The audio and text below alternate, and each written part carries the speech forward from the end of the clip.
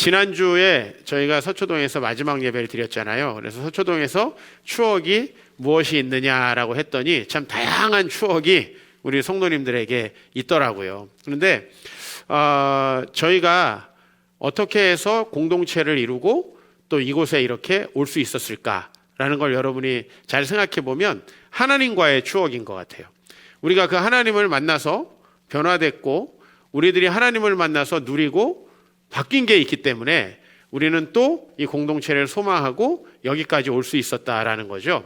그래서 저희가 서초동에서의 추억은 하나님과의 추억, 정말 그분과 함께 예배하고 그분과 함께 나아가면서 저희들이 기적을 경험했던 그 추억이 여러분들에게 이렇게 남기를 바라고요. 방배동에서는 더욱더 큰 하나님의 기적이 여러분의 가정, 또 여러분의 삶에 있기를 주의 이름으로 축복합니다.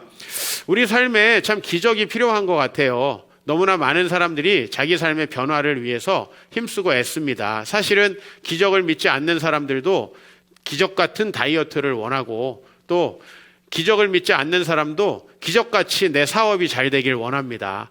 그리고 뭔가 내 삶에 큰 변화가 있었으면 좋겠다는 생각을 하고요. 육신적으로, 영적으로 여러 가지 질병에 걸린 사람들 여전히 낫기를 소망합니다. 뭐 특별한 그 기적이 아니더라도요. 정말 우리가 아이들을 키우고 또 우리가 인생을 살아가는데 중요한 건 뭐냐면 내가 누구고 내가 무슨 목적을 가지고 이 세상을 어떻게 살아갈까라고 하는 건데 중요한 건 그런 답변이 주어지지 않는다는 거예요.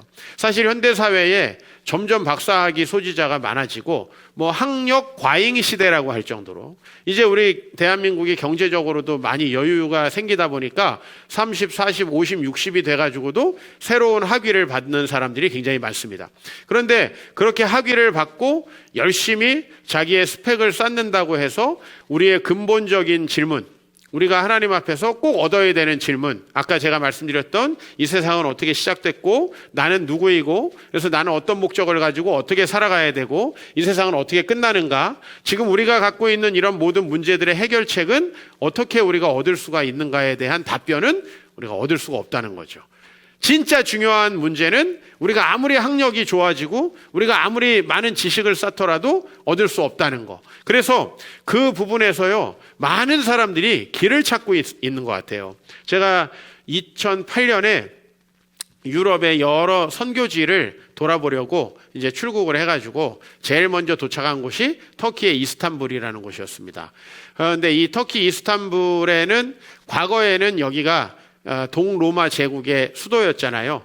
터키 이스탄불이 또 역사적으로 가장 위대한 크고 웅장한 교회들이 있던 곳인데 그곳이 전부 다 이슬람교의 어떤 국가가 되어버리고 말았지요. 그래서 제가 이제 그 소피아 성당이라는 곳은 들어가 보질 않았고요. 거기가 이제 옛날에는 교회로 쓰이다가 1453년 이제 그 오스만 투르크가 여기를 정복한 다음부터 이슬람 사원으로 쓰이는 곳이죠. 그 맞은편에 블루 모스크라고 세계에서 가장 큰 모스크 중에 하나가 있어요. 그래서 그 모스크에 들어갔어요.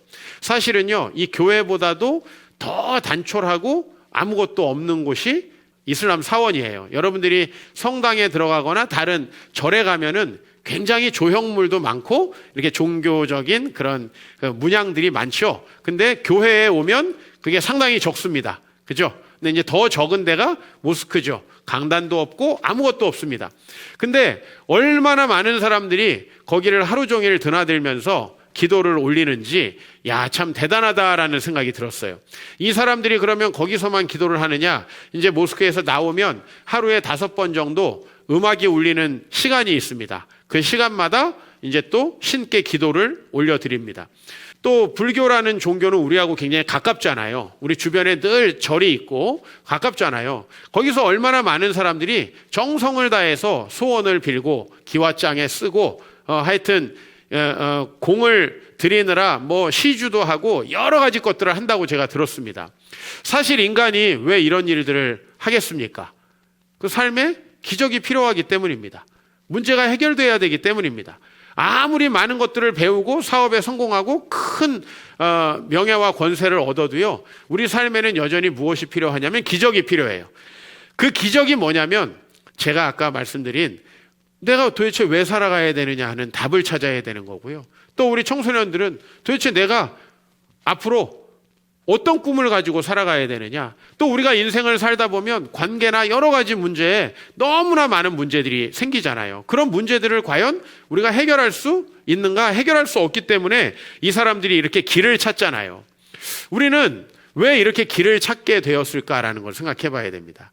여러분들이 한때 뭔가에 미쳐 있고 한때 뭔가 중요한 단기적인 목표에 막 빠져 있을 때는 이런 길을 내가 찾지 못하고 있다는 사실 자체를 좀 인식하지 못할 때가 있어요. 그러나 내가 진짜 내 인생에 대해서 진지한 생각을 해보면은 여러분들 왜 삽니까? 여러분 누굽니까? 도대체 왜 이 땅에 살아가야 됩니까? 그리고 어떻게 살아야 됩니까? 이런 답변이 없이 하루하루 산다는 것이 어떻게 보면 기적이지요. 우리가 그것을 세상에서 뭐 논문을 쓴다고 해결이 됩니까? 자연을 열심히 관찰한다고 해결이 되나요? 이것은 해결되지 않는다는 거죠. 그래서 인간은 끊임없이 길을 찾고 길을 찾습니다.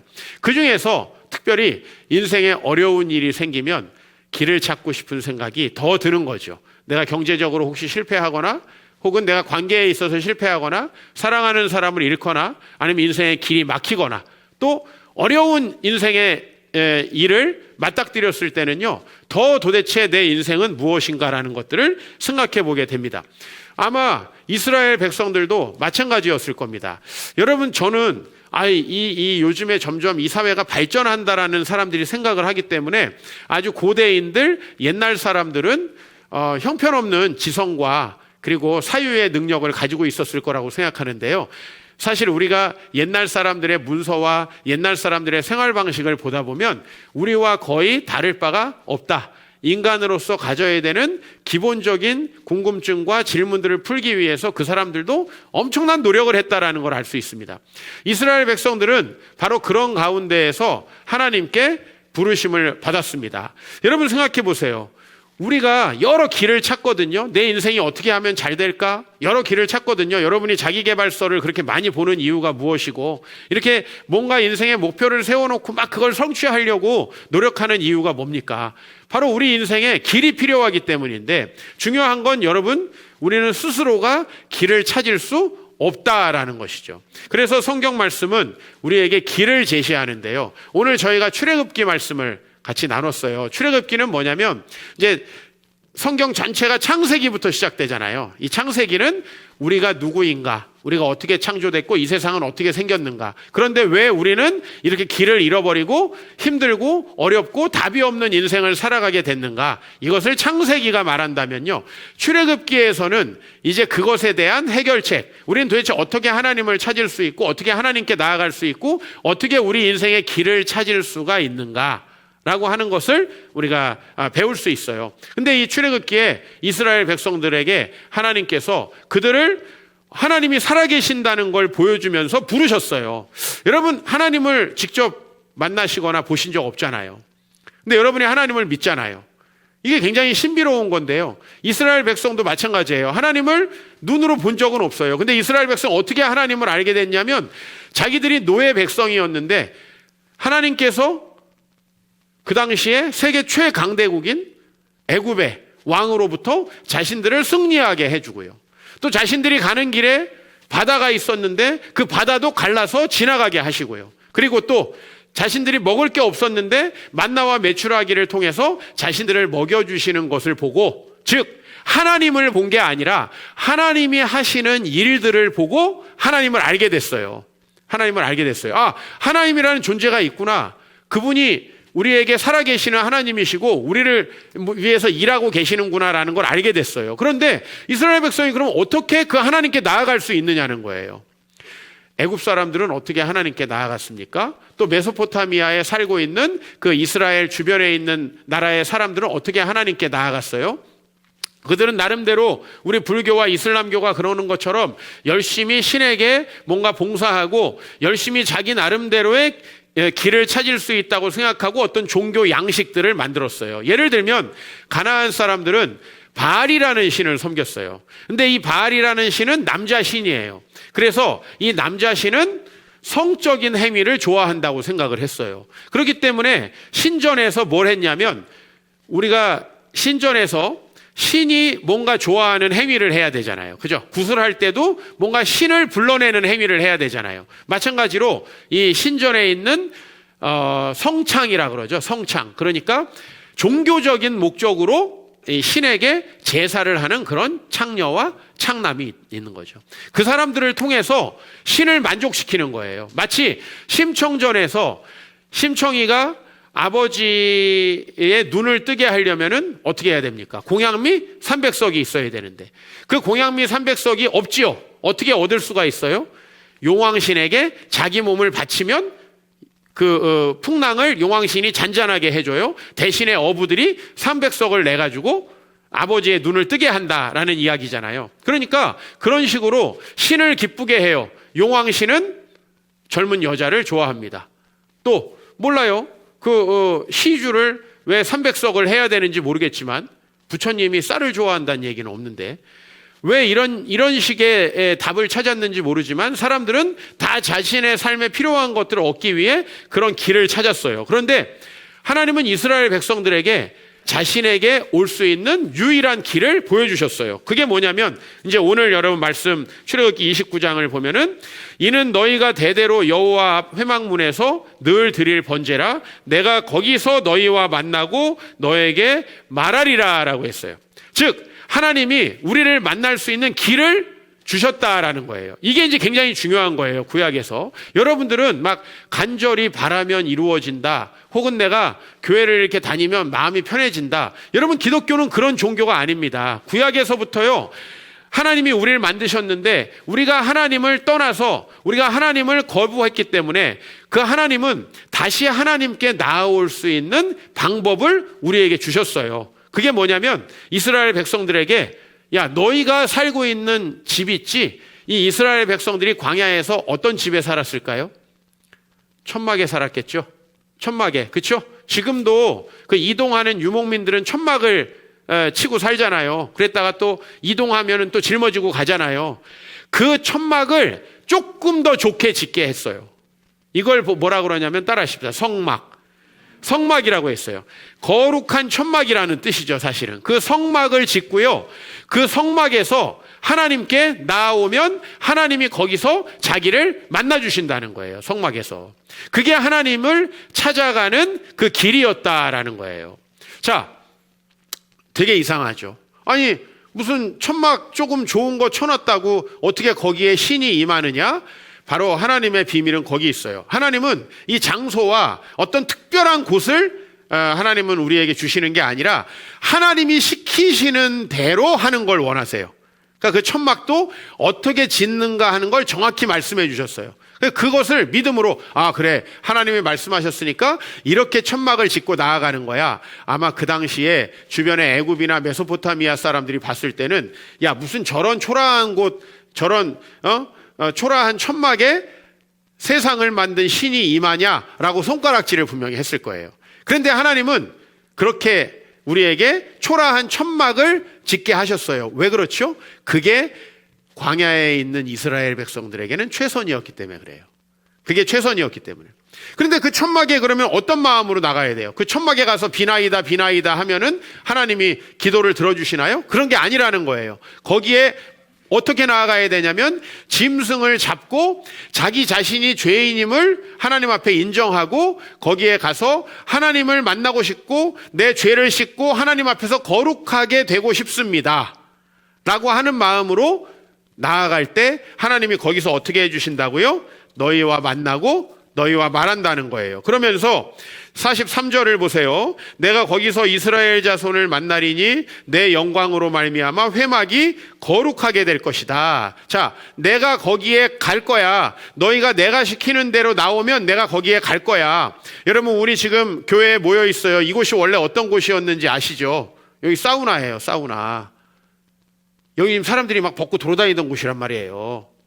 근데 여기가 뭐 대단하다고 여기에 하나님이 임하시겠습니까? 그렇죠? 근데 하나님은 하나님이 원하는 방식으로 그렇게 하나님 앞에 나아올 때 어디에서나 우리를 만나주시기로 했어요. 그리고 그곳을 거룩하게 하신다고 했어요. 그래서 44절 보면 내가 그 회막과 제단을 거룩하게 하며 아론과 그 아들들로 거룩하게 하여 내게 제사장 직분을 행하게 한다. 즉 제사장 직분을 행한다는 건 하나님 앞에 예배할 수 있는 그 모든 어떤 양식, 순서 이런 것들을 진행하게 하시는 거죠.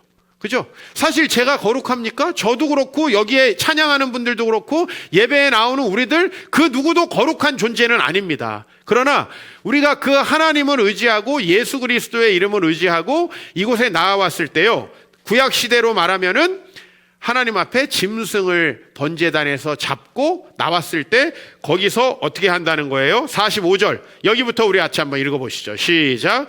내가 이스라엘 자손 중에 거하여 그들의 하나님이 되리니. 자, 우리 인간의 근본적인 문제는 도대체 내가 누구냐라는 거예요. 근데 하나님이 우리의 하나님이 되어주신다는 건 뭐냐면 우리가 하나님의 피조물이구나, 그 하나님의 형상이구나라는 걸 안다는 거예요. 내 인생을 왜 살아가야 되는가? 하나님이 이 땅에 우리에게 사명을 주시기 때문에 살아가는 거구나. 우리 인생을 살다 보면 안 되는 일이 많은데, 힘든 일이 많은데, 내가 할 수 없는 일이 많은데 그 일을 어떻게 하지?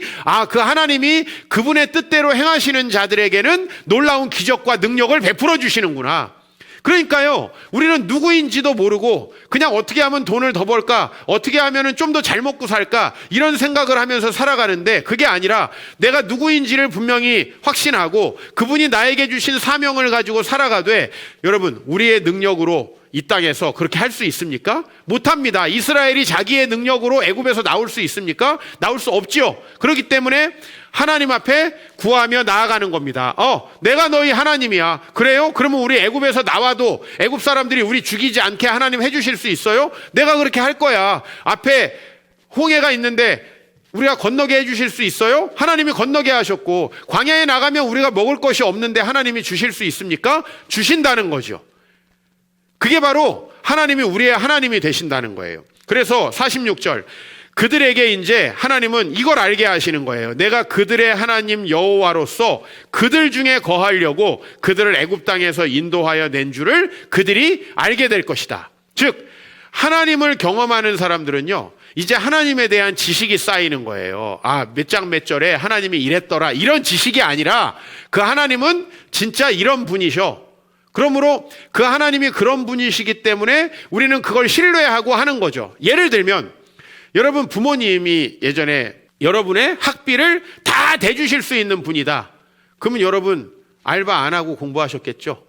돈이 많이 있으시다라는 걸 알지만 그래도 나는 알바해서 학비를 벌어야 돼, 이런 사람은 없어요.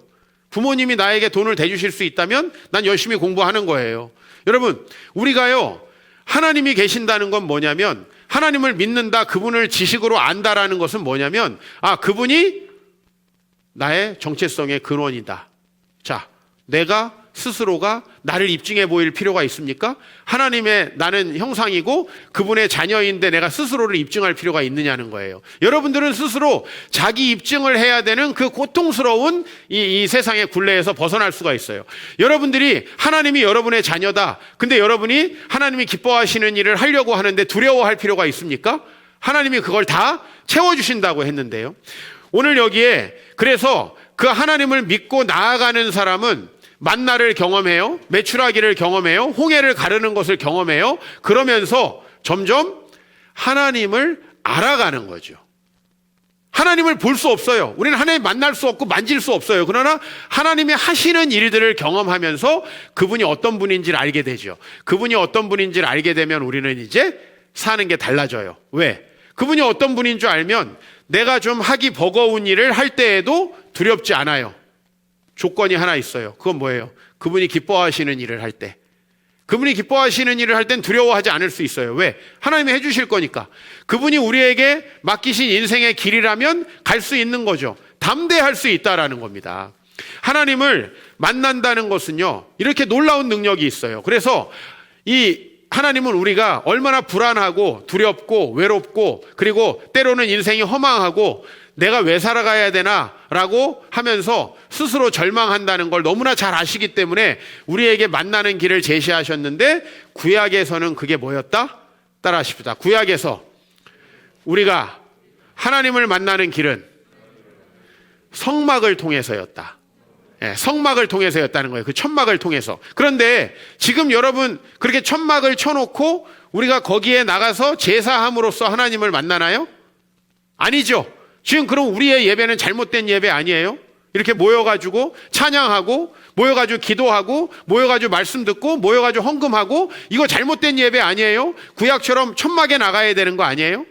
아니죠. 왜 그렇죠? 자, 요한복음에 보면은 요한복음 1장 14절 말씀 같이 이렇게 읽습니다. 시작. 말씀이 육신이 되어 우리 가운데 거하심에 우리가 그의 영광을 보니 아버지 독생자의 영광이요 은혜와 진리가 충만하더라. 여기서 여러분 집중할 거는 말씀이 육신이 되어 우리 가운데 거하심에 우리가 그의 영광을 보니. 여러분 아까 43절 말씀으로 다시 한번 보여주세요.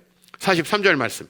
내가 거기서 이스라엘 자손을 만나리니 내 영광으로 말미암아 회막이 거룩하게 되리라. 그러니까 하나님의 영광을 체험하게 되리라는 건데 오늘 예수님이요 말씀이 육신이 되어서 우리 가운데 오셨어요. 근데 여기에 거하심에라는 단어는 저하고 말씀을 오래 공부하신 분들은 이미 다 알아요. 여기 거하심에라는 건 뭐냐면 우리 가운데 오셔서 성막을 치셨다 이런 얘기예요.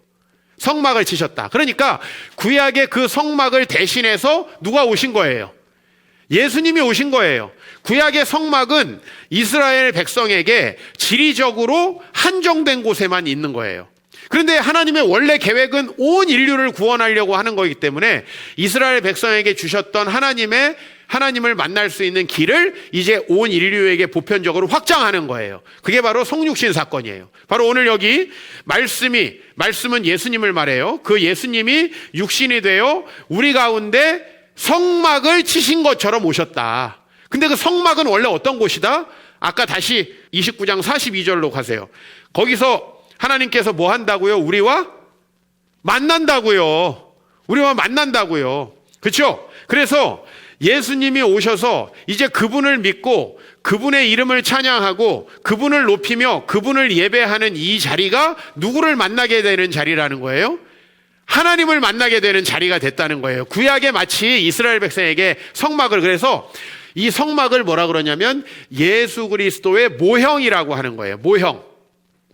여러분 성막은요 나중에 오실 예수님을 보여주는 하나님을 만나는 통로예요. 여기서 중요한 건 여러분이 목사님 마음에 이렇게 착한 생각 품고 살면은 다 신도 기뻐하시는 거 아닙니까?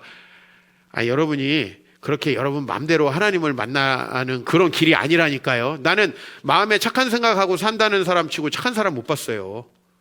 우린 그럴 수 있는 존재가 아니에요. 우리는 하나님과 분리되어서 온갖 종류의 문제들을 떠안고 있는 사람이에요. 그런데 말씀이 육신이 되어 우리 가운데 거하심에 우리가 그분에게서 하나님의 영광을 볼 수 있는 거죠.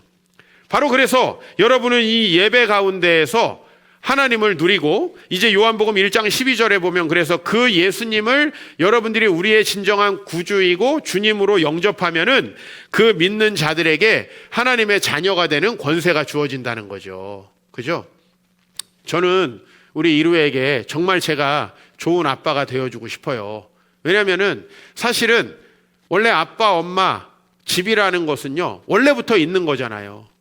근데 어제 우리 아들이 그래요 저한테.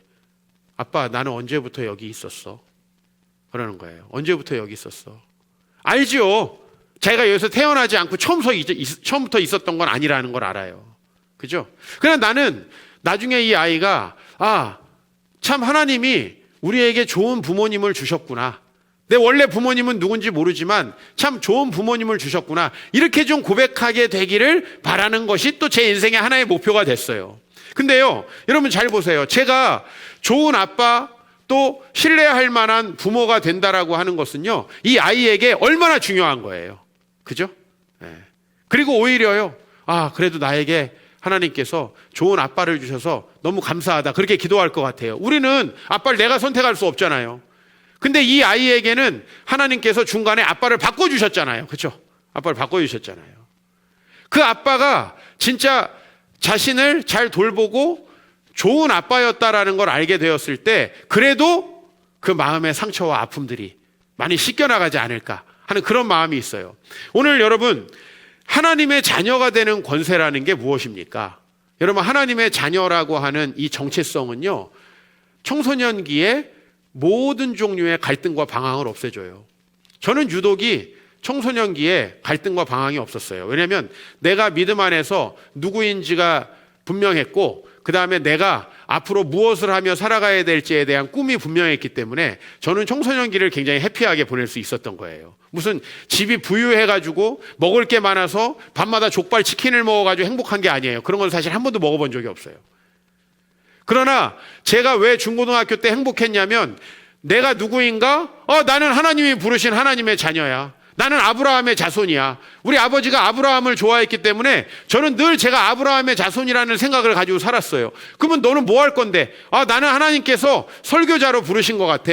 나는 목회자로 부르셨으니까 나는 그거를 어떻게 하면 잘할 수 있을까? 그 생각을 하다 보니까 내 사춘기가 다 지나갔어요. 사춘기가 다 지나갔어요. 짝사랑 한번 제대로 못하고 사춘기가 다 지나갔어요. 여러분, 이게 얼마나 중요한가. 그러나 그 사춘기 시절에 저는 정말 돈이 없어가지고 많이 걸어 다녔고요. 지금 그게 후회되느냐? 그렇지 않아요. 제 다리가 우리 교회에서 거의 그래도 몇 번째로 튼튼합니다. 많이 걸어 다녀서 그런 것 같아요.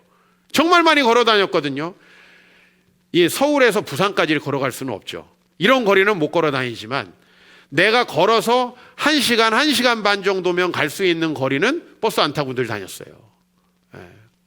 근데 그게 내가 불행하다고 생각한 적이 한 번도 없어요.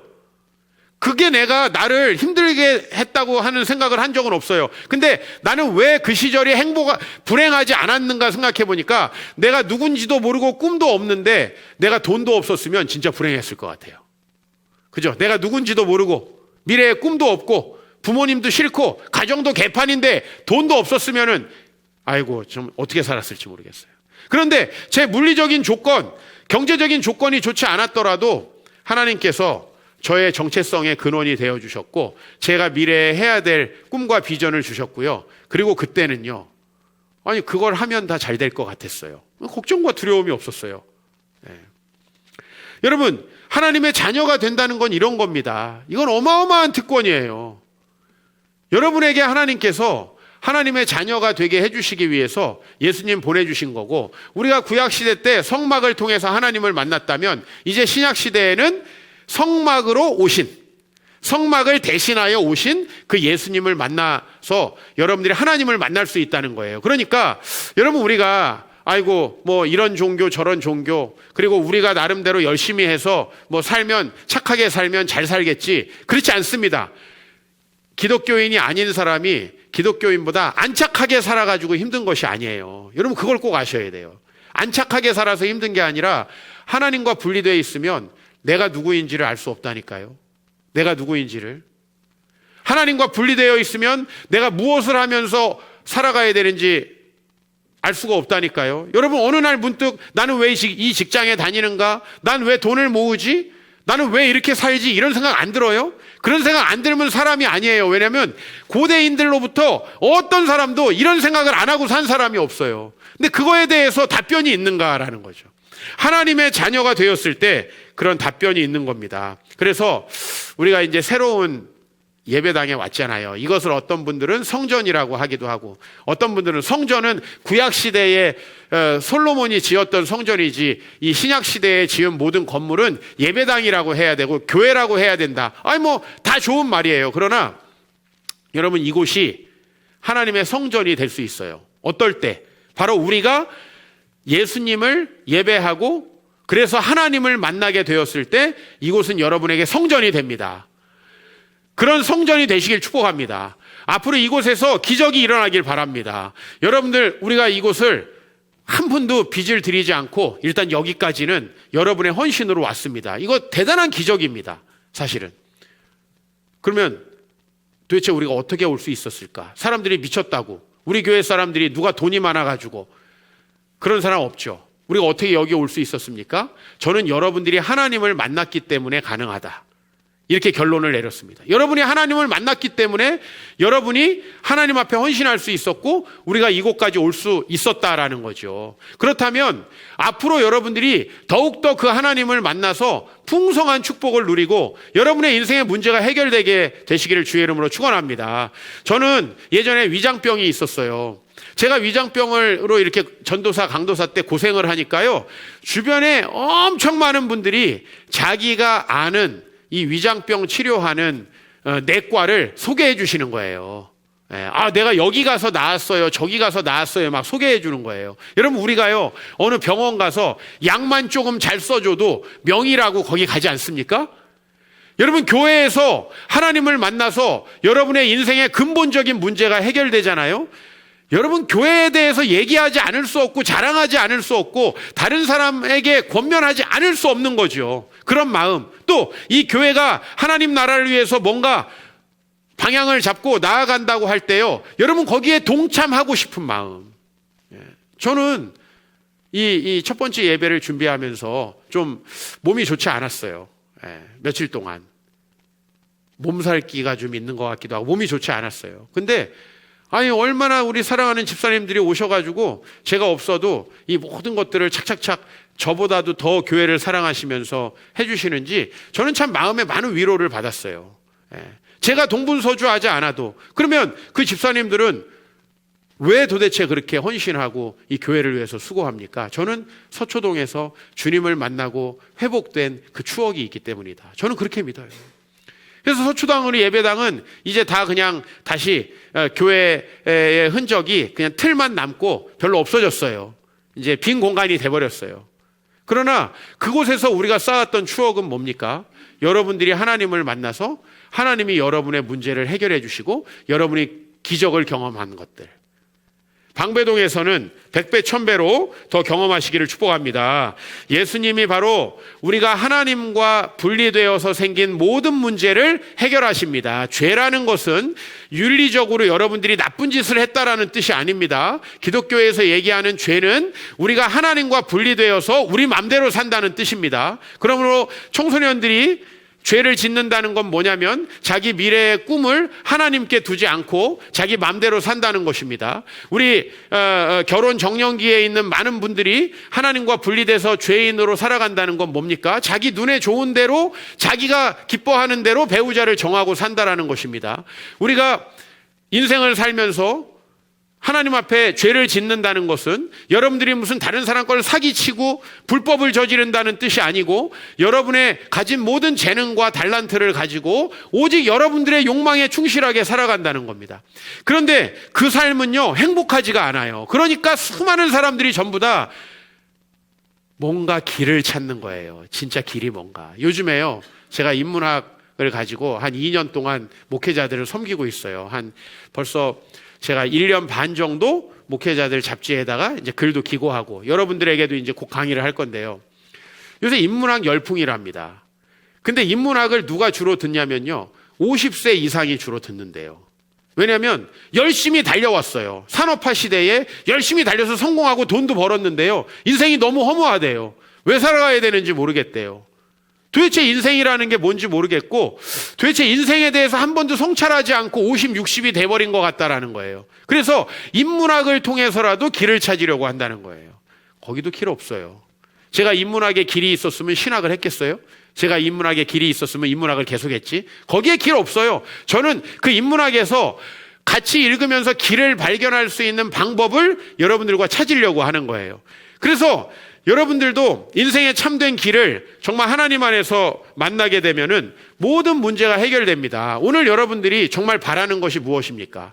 오늘 여러분들이 정말 하나님 앞에 일어났으면 하는 기적이 뭡니까? 그것이 바로 예수님께 나오면 일어납니다. 마태복음 4장에 보면요, 예수님께서 온 갈릴리에 두루 다니사 그들의 회당에서 가르치시며 천국 복음을 전파하시며 백성 중에 모든 병과 모든 약한 것을 고치셨다. 여기 모든 병과 모든 약한 것은 뭐냐면요, 우리가 하나님과 분리되어서 생긴 문제들이에요. 여러분, 이것을 우리가 육신의 질병 혹은 무슨 귀신 들린 거 이렇게 생각하는데요, 우리는 그게 아니라 하나님과 단절되어서 생기는 문제. 우리 청소년들이 제일 먼저 겪는 문제가 뭐예요? 나는 누군가? 나는 왜 살아야 되는가? 여러분, 이 문제 해결 안 하고, 몸이 약한 거는 괜찮아요. 이 문제 해결 안 하고는 살 수 없는 거예요. 그렇죠? 여러분들, 내 인생의 목적이 뭔가 그것도 모르고 그냥 살아요. 난 결혼을 왜 해야 되는가? 이런 거 전혀 모르고 그냥 때 되니까 만나서 저 사람이 나한테 잘해줄 거라고 살아요. 그거 얼마나 가나요? 그거 얼마 안 갑니다. 우리 인생이 하나님 앞에서 답을 찾지 못하면 방법이 없어요. 그런데 오늘 예수님이 모든 병과 약한 것을 고치신대요. 그 중에서 마가복음에 가보면은요, 예수님이 혈루증 12년 동안 혈루증을 앓고 있는, 하혈을 하는 병이래요. 정확히 무슨 병인지 모르지만 그런 병을 12년 동안 앓고 있는 여인을 만나요. 근데 이 여인이요, 예수님의 소문을 듣고, 이거죠. 저 예수님이 길이라더라. 저 예수님을 만나면, 저 예수님께 나아가면 하나님을 만날 수 있대더라 하는 생각을 가지고 예수님께 나아갑니다. 그래서 그 뒤로 가서 옷에다 손을 대요.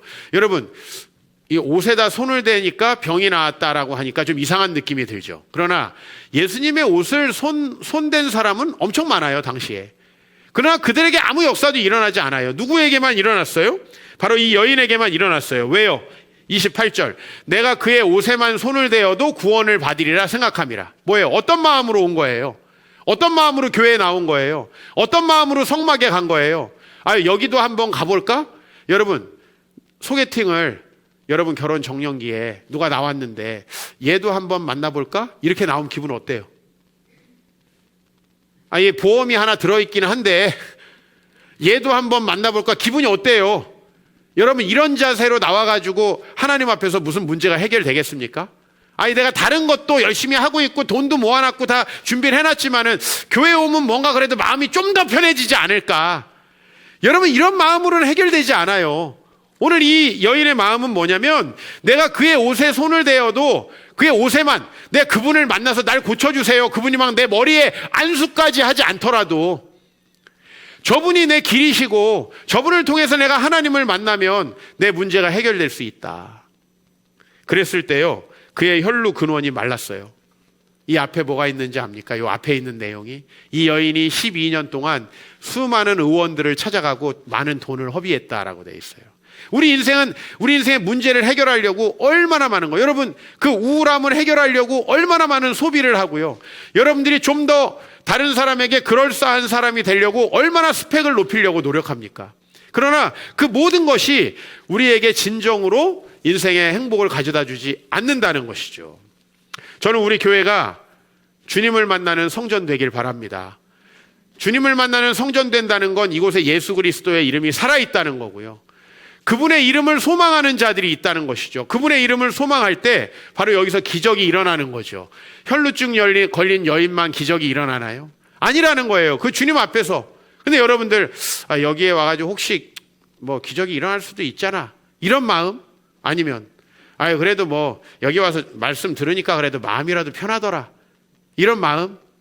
혹시 아니면 내가 다닐 데가 없어서 여기 다니는 거지, 더 좋은 데 있으면 갈 텐데, 그런 마음? 여러분, 우리 그런 마음으로는 하나님이 우리에게 역사하실 수가 없잖아요. 내 모든 것들을 그분 앞에 내어드리고 그분이 내 문제를 해결하실 거라는 것을 믿고 그분 앞에 나아갈 때, 여러분, 정말 그 초라한 천막, 그죠? 베두인족이 늘 메고 다니는 천막 조금 더 좋게 짠 게 성막이에요. 근데 그 성막에서 하나님의 영광이 임하고 놀라운 변화가 일어난다는 거잖아요. 여러분, 이게 너무 놀랍지 않습니까? 이 장소가 여러분에게는 좀 우리 서초동에 있는 곳보다는 좋아 보이시겠죠. 그러나 또 세상에 여타 다른 아주 인테리어가 잘 된 그런 데를 비교해 보면 여기는 아주 초라하고 아무것도 아닌 곳입니다. 그러나 이곳에서 여러분이 길로 제시된 그 성막이신 예수님을 만나면 모든 문제가 해결될 수 있다라는 것을 믿는 그 믿음이 있을 때 바로 여기는 기적의 현장이 될 수 있다라는 것이죠. 그리고 여러분들이 그런 기적을 경험하고 수많은 사람들을 행복하게 할 수 있는 사람이 되는 것이 바로 하나님이 우리에게 복음을 주신 목적입니다. 창세기 18장 18절, 하나님이 바로 우리에게 가지고 계신 계획이 바로 이겁니다. 아브라함은 강대한 나라가 되고 천하 만민은 그로 말미암아 복을 받게 될 것이 아니냐. 쉽게 말하면 저와 여러분은 전부 다 아브라함의 자손이거든요. 저와 여러분은 다 믿음의 자손이거든요. 그 아브라함은 뭐냐면, 아브라함의 자손이라는 건 바로 우리가 그 아브라함의 믿음을 받은 후계자라는 거예요. 그러면 이 말씀이 누구에게도 적용되는 거예요? 우리에게 적용되는 거예요. 이 말씀이 하나님이 우리를 향한 계획이라고요. 우리는 점점 살아갈수록 나 하나 잘 살기도 어렵고 우리 가정 하나 지키기도 어려울 거예요. 그러나 하나님의 목적은 뭐냐면 너를 큰 민족이 되게 하고 너를 번성하고 크게 만들어서 너를 통해서 천하 만민이 복을 받게 한다라는 거죠. 사람은요, 다른 사람까지도 못 살게 굴거나 다른 사람까지도 행복하게 하거나 이 두 가지밖에 선택이 없어요. 여러분이 주 안에서 회복되지 않으면요, 여러분은 여러분의 배우자 한 사람과도 행복하게 살기 어려울 거예요. 그게 이 시대의 현대인들이 직면한 문제예요. 여러분들이 하나님을 만나지 않으면 또 다른 사람을 행복하게 하기는커녕 여러분 자녀들까지도 나는 우리 부모님이라서 그냥 내가 존경하고 효도는 하지만은 난 참 힘들다. 우리 교회 성도님들도 부모님들 때문에 힘들었다는 분들이 얼마나 많으신지 몰라요. 얼마나 많으신지 몰라요. 그런 사람이 될 수밖에 없는 게 우리 본질이에요, 사실. 여러분들이 부모님 욕하지만 나도 그런 사람이 될 수밖에 없는 것이 본질이에요. 그렇다면 다르게 될 수 있는 건 뭡니까? 왜 우리는 천하만민의 복의 통로가 될 수 있습니까? 그것은 바로 우리가 주님을 만나서 기적을 경험해야 되는 거죠. 주변 상황이 달라지는 것이 아니라. 그래서 저는 에베소서 1장 23절 가지고 오늘 말씀 마무리 지으려고 합니다. 같이 읽겠습니다. 교회는 그의 몸이니 만물 안에서 만물을 충만하게 하시는 이의 충만함이니라. 저는 소망이 없을 때마다 이 말씀을 생각해요. 교회는 만물을 충만하게 하시는 이의 충만함이니라. 뭔가 내가 그 교회를 향해 나아가면 충만해질 것 같고, 뭔가 내가 그 교회를 향해서 나아가면 하나님께서 놀라운 기적을 베푸실 것 같은 그런 느낌이 저는 항상 이 말씀을 보면 들어요. 교회는 충만합니다.